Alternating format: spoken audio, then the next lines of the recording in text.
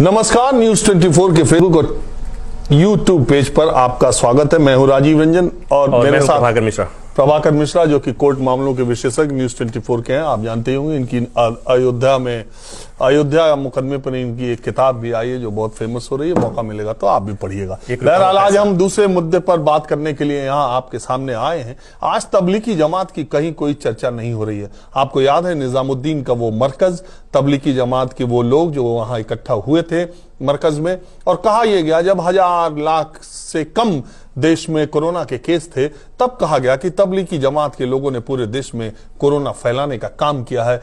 सरकारें, अरविंद केजरीवाल भी, तमाम सरकारें जब आंकड़े दिया करती थी तब तबलीगी जमात के लोगों का नाम अलग से देती थी कि जो पॉजिटिव पाए गए तबलीगी जमात के, ये लोग पॉजिटिव पाए गए, उन पर मुकदमा दर्ज हुआ। और दिल्ली की एक अदालत ने कल ही 14 देशों के वो जो विदेशी तबलीगी जमात के लोग थे जो मरकज में आए थे उन लोगों को बाइज्जत बरी किया। उनको कोर्ट ने कहा कि कोरोना फैलाने का कोई आरोप इन पर सिद्ध नहीं होता है, और वहां निजामुद्दीन थाने के जो एसएचओ हैं उनको लताड़ लगाई। और लेकिन इस खबर की कहीं कोई चर्चा नहीं है। आपने किसी टीवी चैनल पर डिबेट भी नहीं सुनी होगी, और हमने भी जितना देखा उसमें किसी चैनल पर दिखाई नहीं दिया।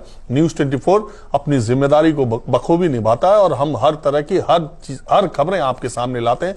इसलिए आपको भी ये जानना जरूरी है। जो लोग ये कह रहे थे कि तबलीगी जमात की वजह से देश में कोरोना फैला है, उनके मुंह पे ये करारा तमाचा है। अब आंकड़ा 1 करोड़ से ज्यादा है। प्रभाकर, मैं पहला सवाल यही पूछूंगा कि जो ये केस था, अदालत ने उनको कह दिया कि भाई आप जा सकते हैं और आप पे कोई आरोप सिद्ध नहीं होता।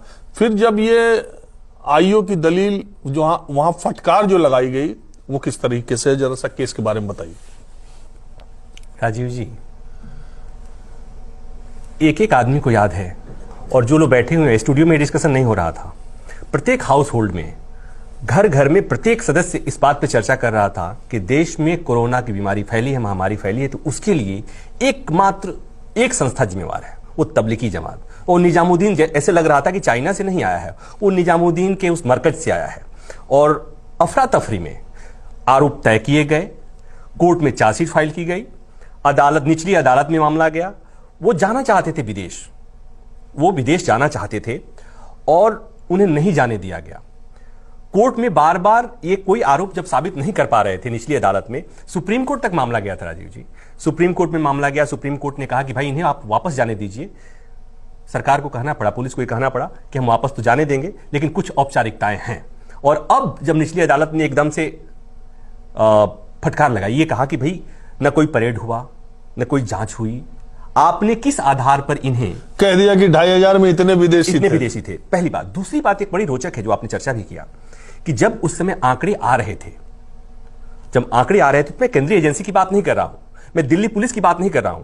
जब दिल्ली सरकार आंकड़े जारी कर रही थी तो उसमें से तबलीगी जमात में शामिल लोगों में से कितने लोग कोरोना पॉजिटिव पाए गए थे, उनके लिए अलग से आंकड़े आ रहे थे। और वही नहीं हुआ, देश के अलग अलग कोने में टोपी पहनने वाले मुसलमानों को चिन्हित किया गया और इस तरह के वीडियोज वायरल किए जाते थे कि वो फल को में कुछ सलाइवा लगाते हैं, थूक लगाते हैं और पता नहीं किस किस तरह की बातें, और उन्हें इस घटना के नाम पर विलेन साबित करने की कोशिश की गई। और अब नियम तो ये कहता है कि जब कोर्ट ने क्लीन चिट ही नहीं दिया, जब ये कहा कि बेवजह का, फिजूल का ये पूरा प्रोपेगेंडा फैलाया गया था। और एक बात और याद है कि तबलीगी जमात के प्रमुख मोहम्मद साद, उनके लिए लग रहा था कि वो तो ओसामा बिन लादेन से ज्यादा खतरनाक साबित करने की कोशिश की गई थी, और रोज छापे पड़ रहे थे, और एक तरह से लगा कि अब उन्हें पकड़ करके उन्हें टांग दिया जाएगा।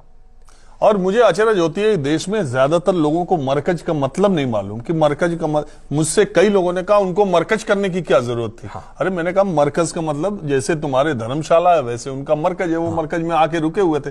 दूसरी बात, मैं खुद वहां गया मरकज में, निजामुद्दीन के मरकज में एक बार मैं पहुंच गया था।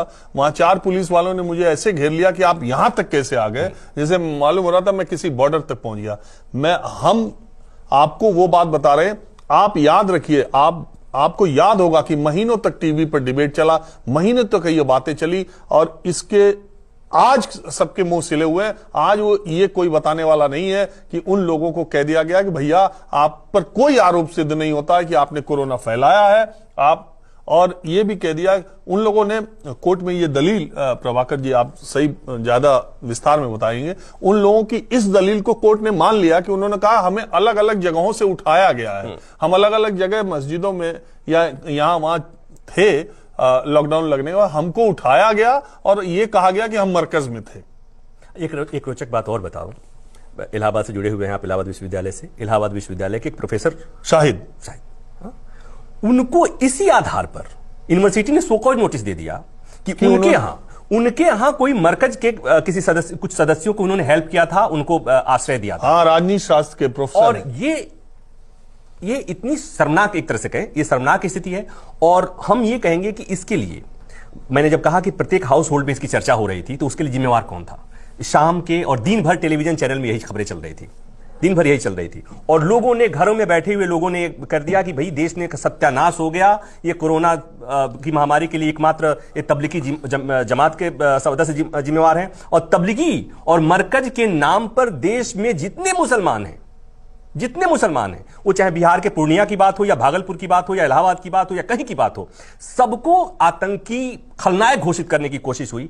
और आज नियम यह कहता है कि जब कोर्ट ने इस तरह की बात कही है तो सब जगह एक चर्चा होती, और कम से कम न्यूज चैनल वालों को तो ये बात खबर दिखानी चाहिए थी कि ये गलती। हमें उम्मीद है, आप जो दर्शक हमको देख रहे होंगे, हमें उम्मीद है, और शायद आप खंगाल भी लीजिएगा सोशल मीडिया प्लेटफॉर्म पर भी या किसी पर भी, न्यूज 24 के अलावा शायद इस मसले पर आपको चर्चा करते कोई पत्रकार और कोई चैनल, कोई प्लेटफॉर्म आपको नहीं मिलेगा। हमारा मकसद इधर उधर की बात करना नहीं है, हम वो रिपोर्ट करते हैं जो सच है। हम अदालत की बात कर रहे हैं, हम अदालत ने जो कहा है, इसीलिए तमाम मुद्दे, तमाम विवाद, तमाम चीजें जब सामने आती है, हम बार बार आपसे ये अपील करते हैं कि जब तक वो कानून तौला न जा सके, जब तक फैसला आ न जाए, जब तक अदालत उस पर फैसला न करे, तब तक आप अपना कोई विचार न बनाया कीजिए। आपको याद होगा कि अयोध्या केस के दौरान हम और प्रभाकर मिश्रा 40 दिनों तक लगातार कार्रवाई को आपके सामने देते रहते थे, दोनों पक्षों की बात जो दलीलें देते थे, उसी को प्रभाकर मिश्रा ने एक किताब में कलमबंद भी किया है।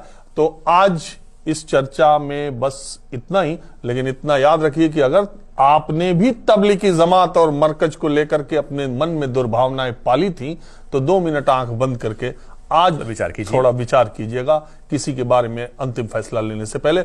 जल्दी थोड़ा हम लोगों को है, प्रभाकर को एक दूसरी डिबेट में स्टूडियो में जाना है। फिलहाल बस इतना ही। नमस्कार, मैं हूं मानक गुप्ता।